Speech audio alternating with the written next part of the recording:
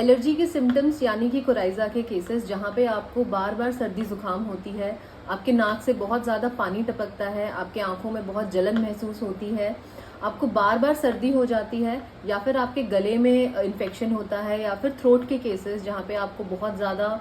Sharp pain feel होता है गले में। इसके साथ साथ अगर आपको लेफ्ट साइडेड नेजल पॉलिप है, या फिर आपके जो सारे सिम्टम्स हैं वो लेफ्ट टू राइट साइड जाते हैं, आपको बहुत ज़्यादा सर दर्द रहता है, तो ऐसे केसेस में, स्पेशली एलर्जी के केसेस में, आप होम्योपैथी की मेडिसिन एलियम सीपा ले सकते हैं। जितना हो सके हमेशा एक होम्योपैथी डॉक्टर को कंसल्ट करने के बाद ही आप मेडिसिन लें। अगर आप हमें कंसल्ट करना चाहते हैं तो नीचे दिए गए नंबर पर हमें कॉन्टैक्ट कर सकते हैं, या आप डायरेक्टली हमारे क्लिनिक पर भी विजिट कर सकते हैं।